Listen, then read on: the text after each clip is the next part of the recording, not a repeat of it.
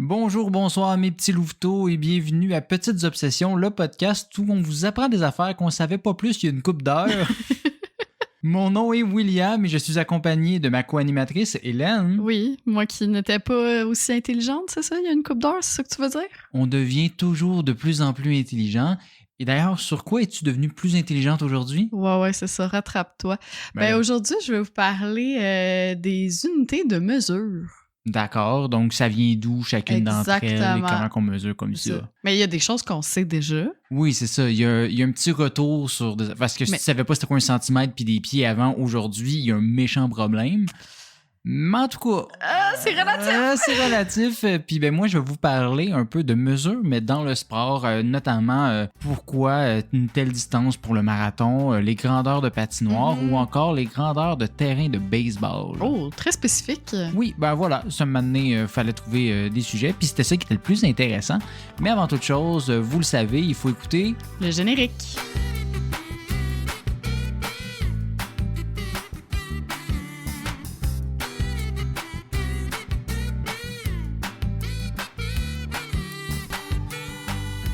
Will, je suis tombée sur un beau graphique sur immigré.com. Ah. Toi, t'as commencé avec immigré.com pour parler des centimètres, puis fait comme genre, oui, c'est la bonne place où commencer. Ben, c'est pas exactement là où j'ai commencé, mais pour mon intro, c'est là que j'ai commencé. Puis, je vous rassure, j'ai toutes mes cartes de citoyenneté canadienne. Là. C'est juste que ça donne qu'il explique comment mesurer comme un Québécois. Quand même spécifique, c'est bon. Ouais, parce que, je vous invite à aller le googler là, pour me suivre ou vous prendre une petite shot de café. Là, ou juste être québécois. Si vous êtes québécois, c'est déjà plus facile. Tout à fait. Mais c'est vrai qu'au Québec, on a l'art de se compliquer un peu la vie quand vient le temps de mesurer des affaires. Exact. En fait, non. C'est plutôt que notre bilinguisme, il va jusque dans les chiffres. Ouais, centimètres et centimètres, ça devrait être la même affaire, mais oui, je comprends ce que tu veux dire. Non, mais tu sais, c'est centimètres et inches, pis ça. Bref. Tu sais, à l'horizontale, là, pour une distance, je peux dire que la prochaine sortie d'autoroute, par exemple, elle est à 100 mètres. Mais à la verticale, pour la taille, je dois traduire en pieds et en pouces parce que le fait que je te dise que je fais 1,63 m, toi, ça ne compute pas. Ah, j'ai aucune idée ce que ça veut dire. C'est 5 pieds 4. Je te crois pas. Je te le dis. Peut-être même 5 pieds 4 et demi, là, si je suis bien chanceuse une journée que je suis grande. Si je joue au golf, par contre, je vais vanter mes exploits en verge. Si t'as une ferme, c'est des arpents? Effectivement. Je pourrais aussi te demander de régler le thermostat à 21 degrés Celsius, mais la piscine, par contre, elle doit être à 84 Fahrenheit. Ben oui, de l'eau, c'est pas pareil. Non, c'est ça. Puis, il faut chauffer le four à 375 Fahrenheit. Mais attention, parce que si on fait 39 degrés Celsius de fièvre, là, il faut appeler le 811. Moi, c'est plus que je touche mon front chaud, mais oui, aussi. Je vais aussi parler d'1 kilo de farine, mais d'une livre de beurre. L'eau, elle va être vendue en bouteille de 500 ml, mais on va mettre 2 onces de gin dans nos cocktails. À l'épicerie, le prix de la viande, il va être en livres, mais sur la facture, il sera en kilos. Et quand on est au resto, on va commander notre steak en onces. C'est vrai. Très particulier comme exemple, celui-là. À part le quart de livre. Effectivement. Puis on va y revenir à tout ça. Là. Puis on s'indigne du prix de l'essence au litre, mais si on en manque, on va aller chercher un gallon. J'avais jamais pensé au gallon, c'est vrai. Et pour les passionnés de couture dans la salle, on achète le tissu au mètre, mais on va confectionner nos patrons en pouces. Évidemment que notre façon de colorer, de mesurer est le résultat de notre passé colonial. Là. Oui, c'est ça. Français, anglais, français, anglais, français, anglais. Là, on comprend. Mais pourquoi nos mesures ne sont pas un langage universel comme les chiffres? Tu sais, les chiffres, peu importe la langue, tu l'écris de la même façon. Oui, la plupart des gens utilisent les chiffres romains. Non, pas du tout. Les chiffres arabes. Les chiffres arabes, oui. D'où ça vient toutes ces unités-là? Comment qu'on en est venu à déterminer la mesure d'un mètre? C'est les pieds puis les pouces de qui qu'on utilise comme référent? J'ai besoin de creuser ça plus en profondeur. Déjà, avant notre ère, on utilisait ce qu'on avait à disposition pour mesurer. Pour la longueur, on utilisait, attention, roulement de tambour, le corps humain. J'imagine c'est là que ça vient, les pouces, les pieds, etc. Et c'est différent de Banana for Scale sur Reddit, là. Oui, complètement. Puis, il y avait les pouces, les pieds, évidemment, mais il y en avait d'autres, comme une coudée. Tu sais quoi? C'est-tu comme l'avant-bras? C'est en fait la distance entre le coude et la main qui était utilisée en Égypte antique. La main, évidemment, dépliée là, au complet là, avec le bout des doigts. On avait aussi l'empan et la brasse.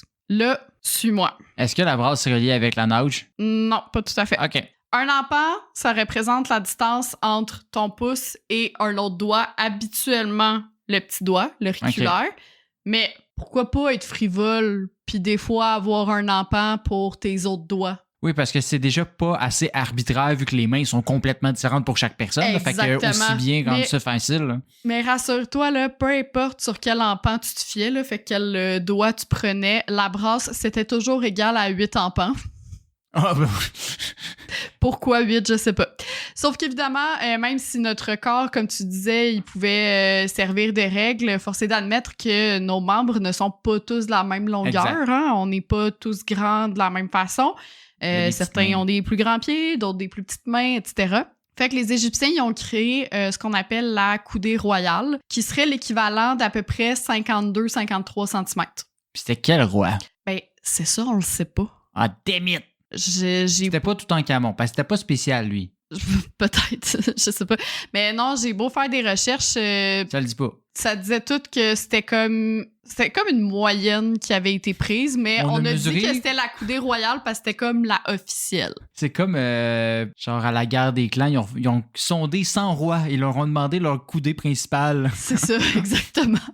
Pour s'assurer une certaine uniformité, on a quand même créé une genre de tige officielle qui mesurait une coudée. Mm-hmm. Puis les gens pouvaient venir comparer leur propre tige qu'ils avaient à la maison. J'ai-tu une bonne coudée ou j'ai une petite coudée? Comme s'il y avait un maître d'école, là, tu sais. Mais elle a coupé.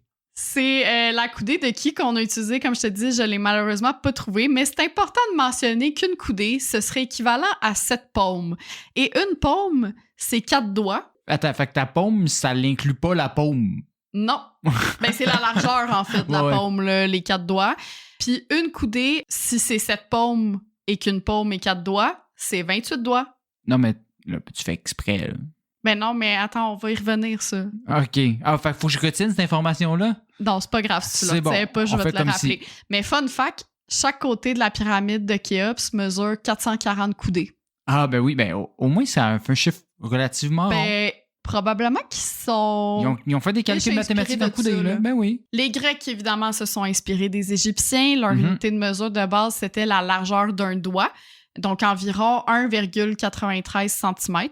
Tandis qu'un pied, c'était l'équivalent de 16 doigts. Fait que ils sont 16 partis... 16 doigts? C'est quand même beaucoup de doigts. Ben, c'est... Non, OK. Non, j'essaie... Non, c'est parce que je regarde mes doigts en même temps. Ouais, OK. Je comprends ce que tu veux dire, mais c'est parce qu'on n'a pas le réflexe de regarder dans l'autre sens. Ouais. On les regarde de bas en haut, mais oui, pas de c'est ça, c'est vraiment la largeur, là, c'est pas la longueur. Ouais. Faites attention à ça. Ce système, il s'est largement répandu du fait qu'Athènes, c'était un pôle commercial, même si, bon, les marchands s'ostinaient tout le temps sur la réelle mesure. Non, c'est pas tout à fait un doigt que tu m'as donné. Ouais, c'est ça. Tu m'as pas donné un doigt de poule, en tout cas. Les Romains, ils se sont aussi inspirés des Grecs et des Égyptiens, mais pour des raisons qui leur appartiennent, un pied, ce n'était plus 16 doigts, mais 12 pouces. 5$. Oui, exactement. C'est eux qui ont inventé ce bruit. Ils avaient également établi que 5 pieds, fait que ce qu'ils considéraient comme étant un cycle complet de marche, ce serait l'équivalent d'un pas, et que 1000 pas représenteraient 1000 romains. OK. Ces mesures-là, le pouce, pied, 1000... sont pas exactement pareilles que les unités impériales en termes de longueur. Ouais, c'est ça. Mais moi, j'avais toujours entendu que l'impérial, ça provenait de ce qui est les Anglais. Je pensais que c'était les pouces, les doigts d'un roi anglais. Non. Mais là, ça date de vraiment plus longtemps. Là. Non, c'est ça, exactement. C'est pas exactement les mêmes mesures, mais c'est quand même très inspiré de, là, on s'entend. Le pouce, par exemple, il a longtemps été l'équivalent de 3 grains d'orge sec mis bout à bout. Et son nom en anglais, inch, ça provient du latin uncia, qui signifie un 12e, donc un 12e de pied. Là, c'est intéressant. Oui. Là, je comprends des affaires. Bref, les Anglos se sont clairement inspirés de tout ça, comme je disais, pour définir le système impérial dans la loi des poids et des mesures, qui date de 1824. C'est quand même vraiment plus tard que ce que je pensais. Ça fait que c'est à la fois vraiment avant et vraiment après qu'est-ce qu'on pensait. Complètement. En ce qui concerne le poids, on le calculait en grains. Ouais. Au Moyen-Âge, à Paris, on utilisait le grain de froment, qui est l'équivalent d'environ 0,053 grammes. OK. On s'est donné d'autres mesures aussi pour compléter le tableau. Fait que 4 grains, c'était 1 carat, 72 grains, c'était 1 gros, 8 gros, donc 576 grains, c'était une once, et 16 onces, c'est 1 livre. OK. Fait que là, on a vraiment retenu juste la fin. Parce qu'un grain, à un moment donné, c'est pas beaucoup. C'est ça, là. C'est vraiment comme nano, là, comme mesure. Mais à Venise, au lieu du froment, on utilisait l'orge, qui était plus léger. Fait que selon la région, ben une livre, ça pouvait autant être 300 grammes que 850 grammes. Ah oui, c'est parce pas comme qu'on n'utilisait pas tous le même référent. C'est pas comme 1 kilo de plume puis 1 kilo de plomb. Là, non, effectivement. C'était aussi l'unité de mesure pour les superficies, le grain. Maintenant, on a les pieds et les mètres carrés, mais fut un temps où on se basait sur la quantité de grains nécessaires à l'ensemencement pour calculer une superficie. Ah, OK. C'était pas genre mon appartement fait 450 000 grains. Là. Non, c'est ça. Tout ça pour dire qu'il n'y a pas vraiment eu de système de mesure unifié et universel jusqu'au 18e siècle. Oui, bon, c'est loin un peu. Parce que oui, le système métrique est apparu avec la Révolution française. Il fallait trouver un moyen de standardiser la prise de mesure qui était, ma foi, chaotique, là, on va se le dire. Puis là, ben clairement, eux étaient comme, on va pas encore utiliser des mesures de roi parce qu'on les haït toutes. Entre autres. Puis le système romain, il était utilisé, sauf qu'avec la chute de l'Empire, il y a eu plein de systèmes régionaux et locaux qui avaient vu le jour. Fait qu'en France, on avait pas loin de 800 unités de mesure différentes. Ça devient pas pratique, maintenant. Vraiment pas. Puis ben, un peu comme le grain de froment et le grain d'orge, c'était pas rare qu'une même unité avait pas la même signification d'un endroit à l'autre. À Paris, une pinte, ça correspondait à 0,93 litres. À Saint-Denis, c'était 1,46 litres. Ah oui, c'est quand même une bonne différence. Je te laisse voir où est-ce que tu vas aller prendre ta bière. Fait qu'il fallait impérativement trouver un moyen de créer un système universel pour garantir une certaine équité dans le commerce. Puis ça tombe bien! On est en plein dans le siècle des Lumières. Wow, les gens sont brillants. Oui, puis Paris, ben, c'est la capitale des sciences à cette époque. Fait qu'il restait plus qu'à trouver le bon système pour protéger les intérêts des gens qui, avec le système actuel, pour reprendre les mots du marquis de Condorcet, qui est un mathématicien et qui était à la tête de l'Académie des sciences, ne pouvaient pas être vraiment égaux en droit ni vraiment libres. Parce que justement, on parlait pas le même langage entre les différentes villes. Tout ça, c'était impossible de marchander. Puis qu'il y a un des deux parties qui se fasse pas un peu crosser, là, pardonnez-moi mon langage. Se faire avoir. Exact. On a d'abord voulu tout mettre au système de Paris, mais comme c'était pas une approche vraiment scientifique. On est mieux de repartir de zéro. Là. Ouais. Charles-Maurice de Talleyrand-Périgord, un diplomate, évidemment, parce qu'avec son nom, il ne pouvait qu'être diplomate, il a proposé qu'on s'entende sur la définition d'une unité de base et qu'on croise les doigts pour que le tout soit adopté partout. OK. Il a littéralement dit ça de même. Non, c'est pas vrai. Mais bref, l'Académie des sciences a accepté le mandat promettant de fournir une loi, un poids et une mesure. Oh, 2 poids, 2 mesures. Exact. Ils avaient l'ambition que les unités de longueur, de masse et de volume soient reliées les unes aux autres et en base 10, parce qu'on a 10 doigts. Donc, c'est beaucoup plus simple à calculer pour nous.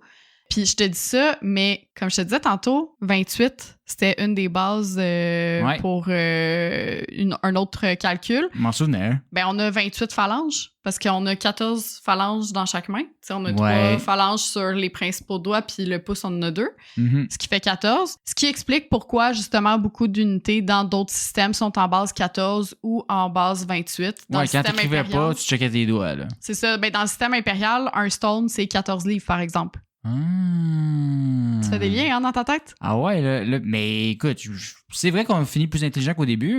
Ouais, c'est ça. Spoiler alert, ça leur a pris 10 ans pour remplir leur mandat puis créer un système universel. Le mètre, qui vient du grec métron et qui signifie mesure, vient aussi de l'idée d'utiliser ce qu'on a à disposition, mais cette fois avec un référent qui change pas de taille d'une personne à l'autre. Là. Fait qu'on a laissé faire le corps humain. Puis on est reparti avec l'idée de John Wilkins, qui est un évêque britannique qui avait proposé un siècle avant que l'unité de base, ce soit l'équivalent d'un 10 millionième d'un méridien entre le pôle Nord et l'équateur.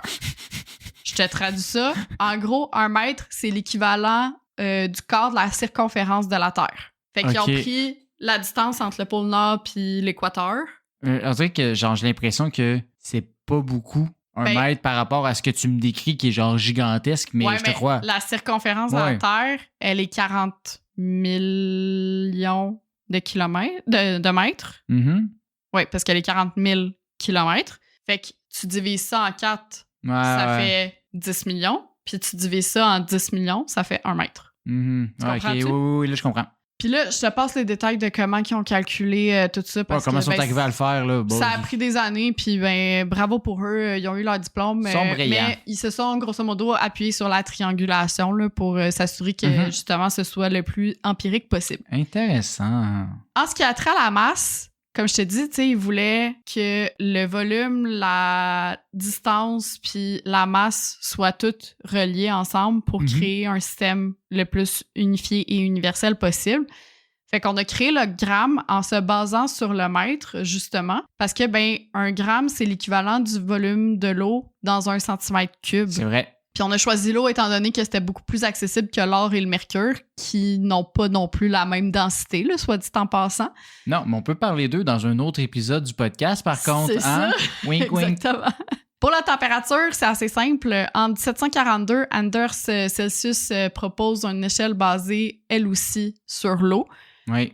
Où le Point de 0 est le point de congélation, 100 est le point d'ébullition. Donc, d'avoir une échelle de 0 à 100, c'est beaucoup plus facile aussi pour nous à synthétiser. Fait qu'on pourrait se demander comment Fahrenheit il en est venu à dire une vingtaine d'années plus tôt que l'eau gelait à 32 degrés et bouillait à 212 degrés. On l'a appris au secondaire, ça. Mais t'as-tu une idée? Je m'en souviens pas, mais je l'ai appris au secondaire, ça. Je me souviens pas de l'avoir appris, honnêtement. Ben, plutôt que d'utiliser de l'eau pure, il a basé ses conclusions sur un mélange d'eau et de chlorure d'ammonium à volume égal. Fait qu'évidemment, le point de congélation n'est pas le même. Puis sa référence aussi pour son point zéro, c'était la température la plus froide qu'il a mesurée durant l'hiver 1709 à Danzig, sa ville d'origine. C'est où ça? Pologne-Lituanie à l'époque. Mais fait même pas frais là-bas. Ben, il a fait crissement fret cet hiver-là, apparemment.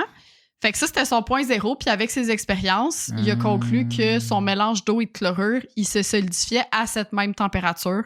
Fait que c'est comme ça qu'il a décidé comme, OK, ben ça, c'est le point zéro. Il a coupé les coirons, lui, là. Un petit peu.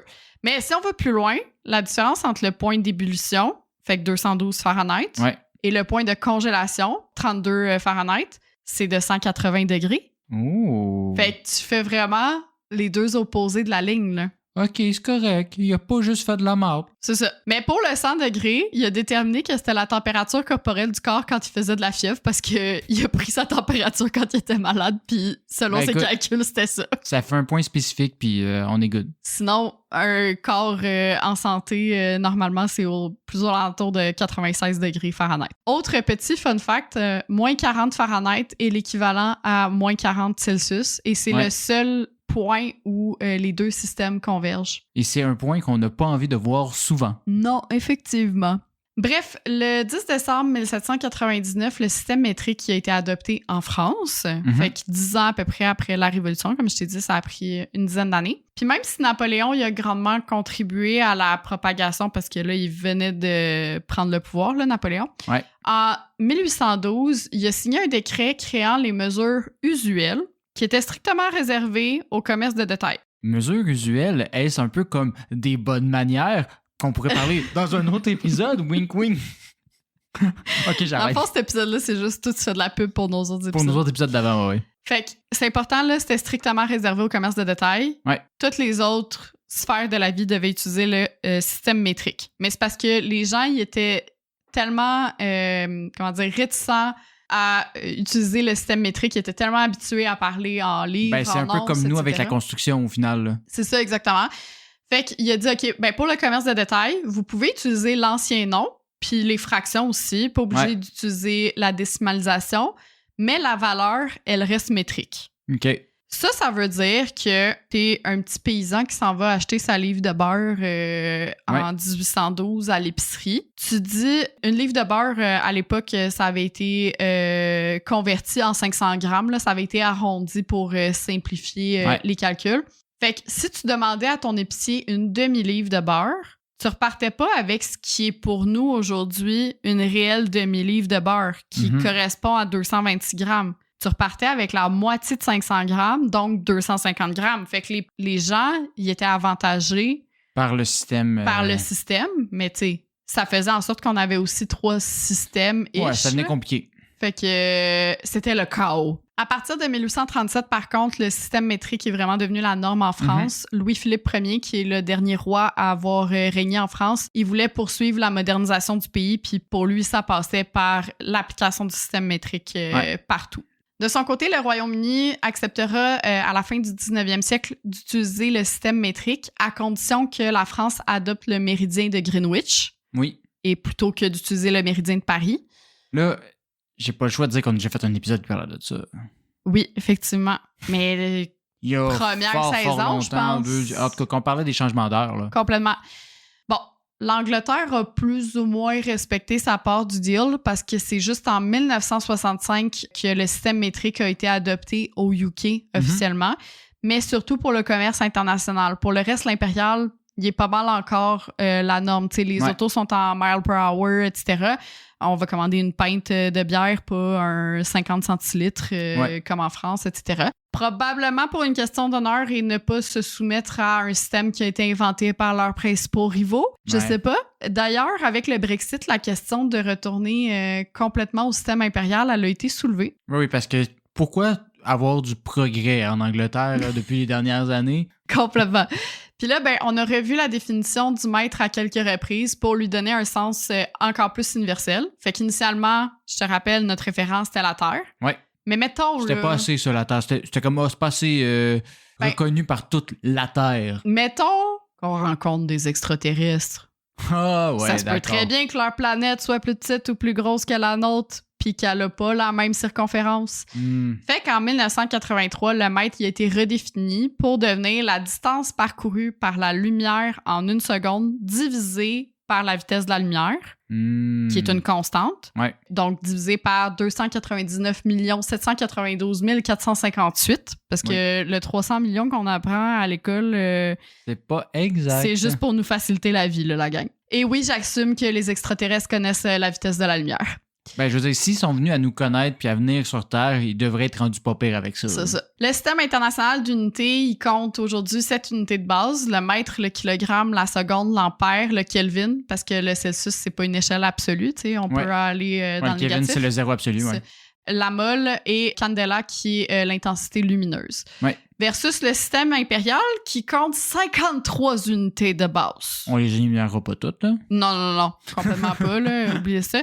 Mais, tu sais, fine, ils sont quand même mieux que la France du Moyen-Âge avec leurs 800 unités, mais 53, c'est quand même vraiment beaucoup. Ouais. Aujourd'hui, il y a seulement 3 pays qui n'utilisent pas le système international, pourtant plus simple et plus rationnel. Est-ce que tu aurais une idée desquels? Ben, fait que c'est l'Angleterre, les États-Unis puis nous autres? Non, l'Angleterre, officiellement ils sont sur le système métrique. Les États-Unis, non, il n'y a pas l'Australie. Ben, je sais pas. Le Myanmar et le Libéria. Ah, OK. Toi, tu pensais que j'avais deviné ça? Ben, je sais pas. Écoute, des fois, tu me sors des affaires. Pourquoi donc les États-Unis gardent le système impérial? Façon cave. Peut-être par... Tu m'as brisé. Peut-être par tradition, parce qu'on se rappelle que si c'était pas des Brits, ben ils parleraient français, hein? Merci, Charles. Mais certainement aussi en raison du coût de ce qu'une telle conversion représenterait aujourd'hui, et disons-le aussi parce qu'ils ont envie d'être uniques. Oui, parce qu'ils sont tellement spéciales. Puis tu sais, pourquoi investir dans des affaires qui seraient bonnes pour le pays quand tu peux investir dans d'autres pays puis foutre la merde? En tout cas, son cave.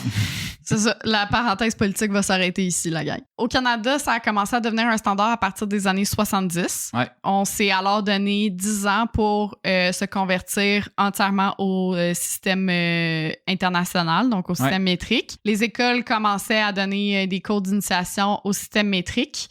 Le 1er avril 1975, on voit les premiers bulletins météo en degrés Celsius et en millimètres pour les précipitations. Fait qu'avant ça, c'était en Fahrenheit. La signalisation routière est changée en kilomètres au courant de l'automne 1977. En 1979, l'essence commence à être vendue au litre et dès 1982, les détaillants doivent afficher leur prix selon le système métrique, donc au kilo et à la livre. Mais cette transition-là, elle se fait pas en douceur. Chaque changement amène de la résistance, comme toujours. On a de la difficulté à abandonner le système impérial, surtout pour tout ce qui a trait à la vie quotidienne. Ce qui fait qu'on a plusieurs fois reporté la conversion complète. Comme je te disais, au départ, on se donnait 10 ans. Ben, le 13 décembre 1984, Bernard de Rome il annonce au téléjournal que le système métrique n'a plus le monopole. En fait, Brian Mulroney, qui est premier ministre depuis 3 mois à l'époque, il avait annoncé un assouplissement des règles, sans doute pour faire un peu plaisir à tout le monde. Les prix des produits d'épicerie, par exemple, ils pouvaient être affichés à la livre, ce qui, je te ramène au début de l'épisode où je te disais que le prix est affiché à la livre, mais sur la facture, il est au kilo. Parce que à la livre, c'est beaucoup plus intéressant pour les consommateurs. Ça donne l'impression que le produit est moins cher. Donc, oui, c'est plus ça. Parce qu'un attrayant. petit chiffre, c'est plus intéressant. Ouais. C'est ça. Mais Gros le chiffre, prix en unité métrique doit quand même être visible. Fait que c'est pour ça qu'on a le prix au kilo en tout petit. Puis, on va se le dire, notre bilinguisme, ça doit aussi plaire aux États-Unis, justement. Comme on a des liens étroits, du moins. On en avait. En bon Canadien que nous sommes, ben on a fait des compromis, c'est-à-dire qu'on s'est adapté à eux et eux, non. Exactement comme dans tous les sujets. Non, mais sans blague, c'est sûr que tout ce qui est échanges commerciaux, c'est beaucoup plus simple quand on parle le même langage. Quand ton partenaire commercial principal, c'est les États-Unis, ben t'as pas le choix. Puis au niveau culturel aussi, on a beaucoup de référents américains. Prenons l'exemple d'un livre de recettes. On va généralement mesurer en tasse, cuillère, la température du four. Encore une fois, ça va être en Fahrenheit. Fait que c'est sûr que moi, quand je vais en France puis que je regarde un livre de recettes en France, j'ai besoin d'un traducteur parce que les grammes, les centilitres, les degrés Celsius, ça me dit rien. Qu'est-ce que tu veux dire, un four à 200 degrés Celsius? De quoi tu parles? Tout ça pour dire que c'est aussi ce qui nous rend unique au Québec et au Canada, ça. Puis le fait qu'on mesure aussi la distance en temps. Parce que 45 minutes, c'est pas la même chose partout. C'est à peu près le temps que ça prend pour parcourir 60 km qui séparent Berthierville de Trois-Rivières, mais c'est aussi le temps que ça nous prend pour aller voir des amis à Verdun qui sont à 10 km de nous à vol d'oiseau. Oui, parce qu'on mesure vraiment plus en temps au Québec qu'en distance spécifique. Tout est à 10 minutes, 15 minutes et pas à 100 mètres, 200 mètres. Complètement. Puis on n'est pas comme au Costa Rica où ils n'ont pas d'adresse et qu'ils disent « j'habite à 200 mètres de l'arbre croche ». Oui, c'est ça, pour la vida. Exact. Fait que c'est ça qui conclut ma partie. J'espère que je t'ai pas donné un trop gros mal de tête. Non, ça va. Puis je vais continuer à parler de différentes mesures. Je vais pas les traduire à chacune dans ma partie. Parfois oui, parfois non. Vous ferez la conversion vous-même. Mais merci, Hélène, pour tout ça. Puis bien, comme j'ai dit, j'allais parler de mesures dans différents sports aujourd'hui. Puis je voulais commencer par le marathon. Parce que c'est quand même assez spécifique, la distance de marathon. 42,21, hein, c'est ça? 42,195. Ah oui, c'est vrai. Et en miles, c'est 26,22. OK. Aurais-tu une idée pourquoi?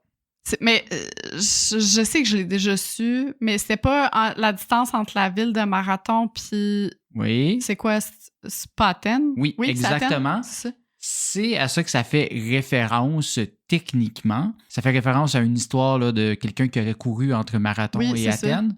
Puis, ben, écoute, il manque quand même beaucoup d'éléments dans cette histoire-là. Ouais, j'ai l'impression que c'est comme pas tout à fait... Ce qu'on retient, c'est pas tout à fait la réalité. Ouais, c'est ça. Exact. Ben, vois-tu, l'idée du marathon nous provient de Michel Bréal, qui est un Français qui écrivait une lettre à Pierre de Coubertin, le créateur des Jeux olympiques modernes. Puis il lui écrivait pour les événements des Jeux olympiques de Athènes en 1896, donc les premiers Jeux olympiques. Dans sa lettre, il écrivait « Voyez si nous pouvons organiser une course de marathon au Pnyx. Cela rappellera l'Antiquité. » Le Pnyx étant la petite montagne là, à Athènes là, pour regarder...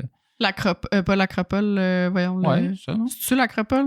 Je sais plus. Dites-le nous en commentaire. Les affaires en Grèce. Am I right? Les temples. C'est ça. Fait que il faisait référence à Phidipides, qui est un hémérodrome et qui est un messager qui court de longue distance pour envoyer des messages. Fait que parce que j'avais rien compris de ta phrase. J'ai appris le mot hémérodrome pour cet épisode-ci. Et donc, Phidipides, qui était la personne là, que, selon la légende, aurait couru le 40 km séparant Marathon et Athènes pour annoncer la victoire contre les Perses dans une bataille à Marathon et qui se serait finalement écroulé et décédé après sa course de 40 km. Fait que là, les gens disent souvent hey, on célèbre le décès de quelqu'un en disant genre nous, regarde de le faire. Hein? Mais inquiétez-vous pas, c'est pas arrivé. Puis là, ben, normalement, quand une histoire est romancée, c'est parce que les véritables exploits est moins impressionnant que la réalité. Hein? Ouais. Mais Phidipides, il aurait probablement couru 246 km et ce, sans décéder. One shot? en 2 jours. Ouais, parce que selon les premiers écrits à son sujet, qui nous viennent d'Hérodote, le père de l'histoire, fait on peut y faire plus confiance quand même qu'à certaines personnes, même si, who knows. Il racontait les faits de la bataille de Marathon, qui a eu lieu en moins 490. Pour référence, Hérodote, il avait 6 ans au moment des faits. Fait que ça peut être romancé pareil, la version des faits. Quoi? Un enfant de 6 ans qui romance Non, mais il l'a pas histoire? écrit à 6 ans, il l'a écrit plus tard, mais on se comprend. Ce qu'il nous raconte alors, c'est pas qu'il aurait couru de Marathon à Athènes après la bataille, mais plutôt avant la bataille. Il aurait couru d'Athènes à Sparte en 2 jours pour aller demander des renforts. C'est pas la même distance, là. C'est pas du tout la même distance. Puis d'ailleurs, il existe une sorte d'ultramarathon de nos jours surnommé le Spartathlon où les gens doivent parcourir cette même distance. Donc partir d'Athènes jusqu'à... Non, ça se peut pas. Mais... Il y a des gens qui sont fous, Hélène. Des ultramarathons où il y en a des très, très fous. Peut-être qu'ils se reposent un peu plus que lui, peut-être que non. C'est combien? 200? 246 km. C'est une légende urbaine, je peux pas croire. Là. Ben non, mais Hélène, il y a des gens qui font ça. Oui, je sais, mais... C'est pas parce qu'on n'est pas capable que les gens sont pas capables. Anyway, c'est pas ça le point. Les premiers écrits mentionnant qu'il aurait plutôt couru de Marathon à Athènes sont venus 600 ans plus tard. OK. Puis ils nous proviennent de Lucien de Samosate, qui est un auteur satirique grec avec une tendance à écrire des textes ultra sarcastiques. Fait que, mettons, au niveau des sources fiables, c'est un bon auteur, mais c'est peut-être pas lui que tu devrais te fier le plus possible. Et le pire dans tout ça, c'est que la version la plus connue de l'histoire de Phidippides de nos jours, elle nous provient d'un poème de Robert Browning qui date de 1879. OK. Puis là, dans la plus grande partie de téléphone de l'histoire, il a pris les 2 histoires ensemble. Puis là, lui, il dit que Phidippides, il a couru d'Athènes à Sparte, puis après ça, il a couru de Sparte jusqu'à Marathon. Il s'est battu, puis après ça, il a couru de Marathon jusqu'à Athènes, puis là, il est décédé. Ce que je comprends, parce qu'il aurait couru 550 km pour faire ça. Oui, mais il aurait peut-être fait un petit stop, je sais pas, à station-service. Il a fait un petit stop à Marathon pour se battre. En tout cas, ça n'a aucun sens, mais tout ça pour dire qu'on a quand même déterminé une distance de course de 40 km entre Marathon et Athènes en honneur de Phidippides, même si c'est pas exactement ça qu'il a fait. 42 km. Non, initialement, la course était de 40 km bien précise. Donc, comment est-ce qu'on est arrivé à 42,125 km? C'était pour avoir un chiffron en termes de temps, je sais pas. Non, et c'est pas non plus parce qu'on a dit c'était plus précis exactement la distance entre les deux, parce qu'on s'entend dire Athènes et Marathon, ça peut être relatif dépendamment du port d'où dans la ville. Parce que, en fait, la raison de cette distance très spécifique-là nous provient de la famille royale d'Angleterre. Ah, ils sont partout. Et oui, vois-tu, lors des Olympiques de 1908 à Londres, la famille royale voulait pouvoir observer le départ et la fin de la course. Oui, ça me dit vraiment de quoi, ça?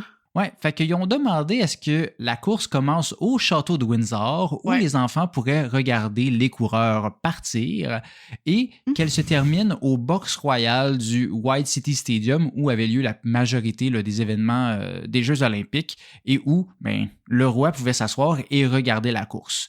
Donc, ils ont demandé partir de Windsor, finir au White City Stadium, puis qu'ils fassent un petit tour de piste aussi là, pour qu'ils puissent les observer plus longtemps. Ça fait un petit peu bête de cirque, là. Un petit peu. Au final, les organisateurs y ont accepté, mais ils ont utilisé une autre entrée que celle demandée dans le stade, donc pas directement devant le box. Et ils n'ont pas fait un tour de piste complet, seulement en partie, donc 385 verges de plus. Au final, la distance entre le château, le stade et ce 385 verges supplémentaires, ça donnait 42,195 km. Aïe, aïe, aïe, quand même! Oui, puis là, la distance, elle a ensuite varié encore aux Jeux de 1912 et 1920.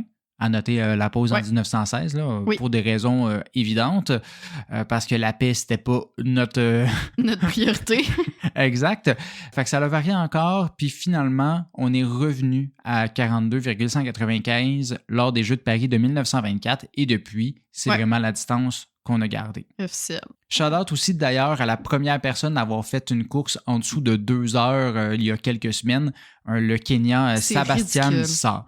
Ouais, c'est ça. Puis aussi, fun fact, le premier à avoir gagné un marathon, c'était un grec qui s'appelait Spiridon Louis. J'aime beaucoup son nom.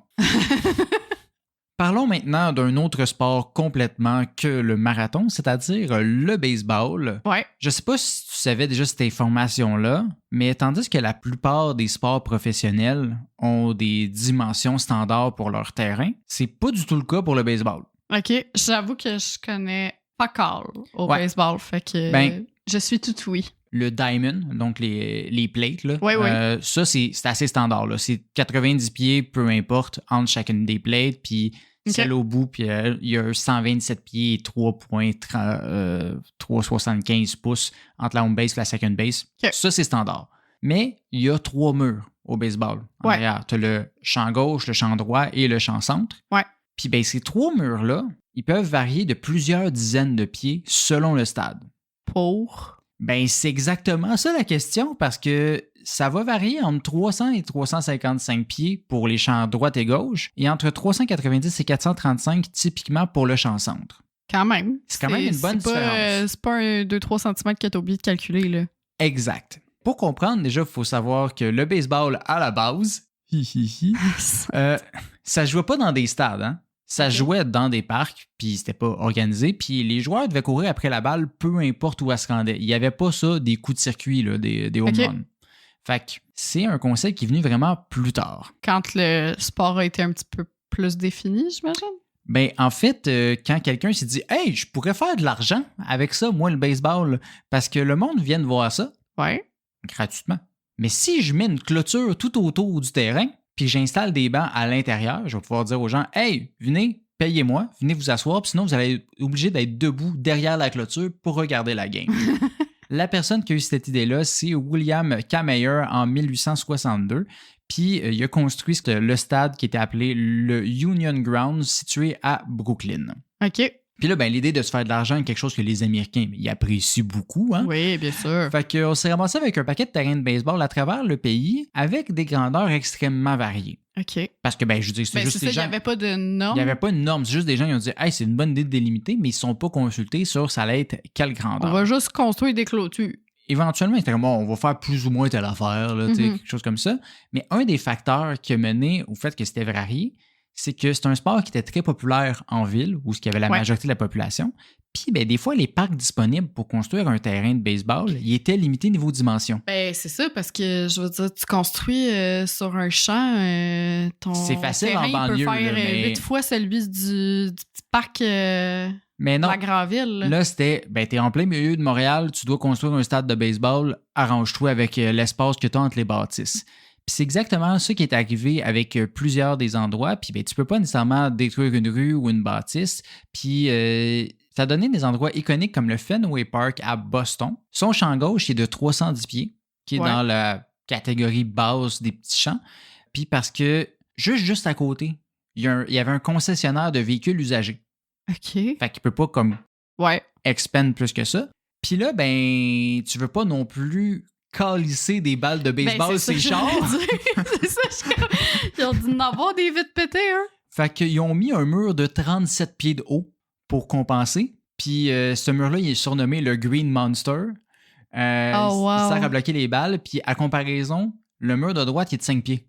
En tout cas, fait que tu vois vraiment là, juste comme ils ont essayé de bloquer de ce bord-là spécifiquement. Mais là, maintenant, ça l'a pris... C'est un peu perdu le contrôle. Puis la MLB, ils ont dit là, faut que les stades aient des grandeurs minimales. C'est arrivé entre autres là, parce que les Dodgers, ils avaient bougé vers le LA Coliseum, puis leur champ gauche était de 250 pieds. Fait que t'en fais en sapristi de home run dans ce stade-là parce que c'est même ultra quand facile. Il y avait déjà genre une ligue puis tout, c'était pas encore standardisé. Ouais, c'est en 1958 qu'ils ont dit exactement quel allait être le minimum pour chacun des champs. Donc le minimum, c'est de 325 de chaque côté et de 400 pour le champ centre. Une équipe qui se construit un stade a le droit de demander une exception à la règle, mais c'est traité au cas par cas. Fait que ça va dépendre de quelques pieds. Puis les anciens, ils ont comme une clause grand-père. Là. Fait que Fenway, qui était à 310, il était bien construit, genre 25 ans avant. Là, fait qu'on l'a gardé comme ça. Par exemple, un des plus grands stades aujourd'hui, c'est le Coors Field à Denver. Son champ gauche est de 347 pieds, le droit de 350, puis son centre qui est 415. Fait que c'est vraiment plus gros que qu'est-ce qu'ils ont demandé. Mais ça s'explique parce que l'altitude de la ville est vraiment plus haute. Puis les valves vont donc plus loin. Ah! Ouais. Fait que eux, ils pourraient pas nécessairement demander une exception à la baisse. Hein. Fait qu'il n'y avait pas le choix. Fait que pour faire moins d'home run, ils ont extend. Puis encore là, c'est un endroit que ça peut être facile. Ah, Puis, j'aurais jamais pensé à ça. Là, ben, cette affaire-là d'irrégularité initiale, qui était juste des limitations, c'est devenu quelque chose qui vient à part entière avec le sport. Parce que ben, si ton équipe a un stade avec un champ gauche vraiment plus court, ben, tu vas repêcher plus des gars qui frappent fort de la gauche, vers la gauche, puis vice-versa. Fait que tu as vraiment un avantage au fait de jouer à la maison. Mais j'ai toujours su que tu as un certain avantage, peu importe le sport, à jouer à la maison. C'est encore plus au baseball. Là. Mais là, oh mon Dieu, c'est vraiment une coche de plus. Là. Ouais, très prononcé. Donc voilà pour le baseball. Et chose promise, chose due, je voulais vous parler de dimension aussi. Ben, fallait que je vous parle de notre sport national, le jeu de la hockey. Oui! Vois-tu, Hélène, la dimension des glaces de hockey standard d'aujourd'hui nous proviennent de Montréal. C'est vrai? Oui, plus précisément de la... Capitale du hockey. Yes! Plus précisément de la Victoria Skating Rink ou patinoire Victoria, où s'est déroulé le premier match de hockey intérieur. C'était qui? On va y arriver, inquiète-toi pas. Avant, c'était qui a gagné? C'était où ça, la Victoria Skating Rink? Ouais. Cette patinoire-là, ouverte en 1862, était située tout près du Centre Bell, soit littéralement au coin de la rue Drummond et René Lévesque. Donc, anciennement... c'est à côté, là. Ben, c'est ça. Anciennement Dorchester. Ouais. C'est la bâtisse juste à côté du Sheraton. Oui. Fait que de l'autre bord, là, pas sur le bord de la rue, parce que le Sheraton est au coin de la rue. Puis c'est plus une patinoire de nos jours. C'est rendu un centre de location là, d'auto. Là. C'est un parking avec un national. Les là. autos du baseball, ils sont venus se venger. Là. C'est ça. Puis de l'autre bord, c'est une entreprise d'import-export d'épices. Parce que l'immeuble est vraiment de Drummond à Stanley. Collé là, sur le trottoir de chaque côté. Construit en 1862, mesurait 250 pieds de long par 113 pieds de large. Puis, je suis obligé de le dire là, à cause de toi, ça me gosse, 77 mètres par 34 mètres. Là. Merci. Non, mais je comprends les pieds puis les pouces maintenant, mais c'est parce pour les autres personnes, j'ai grandi avec une maman française. C'est ça. Mais la partie qui nous intéresse le plus, c'est que à l'intérieur de cette dimension-là, il y avait une glace qui était, selon les sources que j'ai lues, pas la même. Là, fait que selon Lily HF, c'était de 200 pieds de long par 85 pieds de large. Et selon l'auteur Michael McKinley, c'était de 204 pieds par 80 pieds. Pour référence, la glace de la LNH, c'est 200 par 85. Donc, on est proche. Là. On est très près. Fait que pas pile dessus. Tu veux dire, la glace de la LNH au Centre Bell ou comme toutes les glaces des LNH? Toutes sont standardisées. Là, ça devrait vraiment toujours ça. Cette patinoire-là était surtout utilisée par l'élite anglophone, juste par le nom Victoria Skating Rink, tu comprends? Il a grandement participé au développement du patinage artistique au Canada. C'est là où se pratiquait Louis Rubenstein, l'un des premiers champions du monde de ce sport. Donc, je connais pas, mais écoute, bravo pour toi. Mais c'est cependant un avocat montréalais, James Creighton, qui reviendrait l'honneur d'avoir organisé la première partie officielle de hockey intérieur ever. Puis, ça s'est passé dans cette patinoire-là. Habitué de faire des matchs informels avec ses amis depuis 1873, il a finalement organisé un match officiel qu'il a annoncé dans le Montreal Gazette. Rien de moins, là, quand même. Puis le match a opposé 2 équipes de 9 personnes. Puis on comptait les points officiellement. Fait que c'est pour ça qu'il est considéré comme le premier vrai match. Mais le plus marquant reste aussi avec quoi ils ont décidé de jouer. Puis là, je parle pas des bâtons, mais bien du fait que normalement, à l'époque, on jouait encore au hockey avec une balle. Mais Creighton a annoncé en amont, parce qu'il y avait des craintes des spectateurs, qu'il allait recevoir une balle en pleine gueule. Comme les chars. Exact. Fait qu'il a annoncé dans l'annonce du journal qu'il allait plutôt jouer avec un morceau de bois plat et circulaire. La POC! Exactement, pour éviter qu'elle quitte la glace et blesse un téléspectateur. Il disait qu'il y avait moins de chances que ça revole dans les airs. Bon, on sait qu'une rondelle, ça peut revoler quand même, mais c'est ça. Beaucoup moins qu'une balle. Une POC de bois, ça doit quand même faire mal dans le gorgoton, mais effectivement, c'est quand même moins pire qu'une balle. Fait ainsi est né le 3 mars 1875 le hockey intérieur sur glace. Il y a eu plusieurs autres matchs d'ailleurs à la patinoire Victoria, puis le sport va devenir de plus en plus populaire. Puis l'un de ces matchs-là, qui aura lieu à la Victoria Skating Rink, le 4 février 1889, il y aura un certain Frédéric Arthur Stanley, notre gouverneur général du Canada à l'époque, a.k.a. Lord Stanley, qui va regarder le match puis qui va faire « Mon Dieu, c'est donc bien le fun, ce sport-là. » Faut que je crée une coupe. En fait, il a parti sa propre équipe avec ses gars, qui étaient les Rideau Hall Rebels d'Ottawa. Puis c'est ses fils qui vont le convaincre d'acheter un bol décoratif à remettre à la meilleure équipe du Canada. Une coupe qui devrait toujours être redisputée. C'est une Challenge Cup qu'on appelle. Oh, wow. Donc, ça s'appelait la Dominion Hockey Challenge Cup. Puis elle va devenir éventuellement, bien entendu, la Coupe Stanley. Tu penses-tu qu'il a acheté son bol décoratif, genre au village des valeurs? Non, c'était quand même un bol de qualité à l'époque. Puis, ça sera justement aussi à la patinoire Victoria qui va avoir lieu les premiers playoffs de la Coupe Stanley. OK. Fait que c'était pas les équipes qu'on connaît aujourd'hui. Là, c'était le Montréal Hockey Club contre le Ottawa Hockey Club, là, la finale. C'était en quelle année? C'était en 1894. Donc, ça, c'était pas les Canadiens, parce que les Canadiens, c'est 1919, leur année de création. Fait que ça a été le 17 et 22 mars.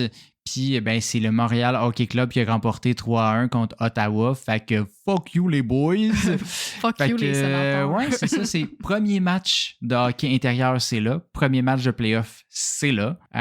Donc, un building légendaire, mais méconnu au Québec, hein? Peut-être par le fait que c'est plus une patinoire aujourd'hui, comme je disais. Le building avait commencé à se détériorer en 1906 puis a été vendu à un J. William Shaw, qui est un vendeur de piano à l'époque. OK. Puis il voulait y construire un auditorium. Finalement, ça coûtait trop cher. Il a continué à la laisser être une patinoire jusqu'en 1925, où a eu lieu le dernier match de hockey dans l'Arena Victoria, exactement 50 ans après le premier match. Donc, le 3 mars 1925, il y a eu un dernier match là, d'une ligue qui était la CRC, je pense, qui ont fait un match là. Par contre, leur playoff, ils n'ont pas fait dans ce patinoire-là. Ils l'ont plutôt fait au Forum. Ah, ben oui. Donc voilà, on se retrouve en territoire beaucoup plus connu par rapport au hockey au Québec. Puis bien sûr, le Forum, il a pris un peu la place de toutes les autres grandes arénas là, pendant une époque. Et donc, c'est ainsi que se termine cet épisode d'aujourd'hui avec ses connaissances québécoises. Oui, puis tout plein de mathématiques aussi qu'on a faites. On espère que vous avez quand même apprécié l'épisode. Oui. Si c'est le cas, on vous invite à nous laisser des petites étoiles, des petits pouces, des petits j'aime. Ça nous encourage vraiment beaucoup. Puis sinon, à nous suivre aussi sur les réseaux sociaux, Facebook, Instagram, TikTok, YouTube. On est pas mal partout. Puis partout. On fait du contenu extra. Puis sinon, on se retrouve dans 2 semaines. Bye!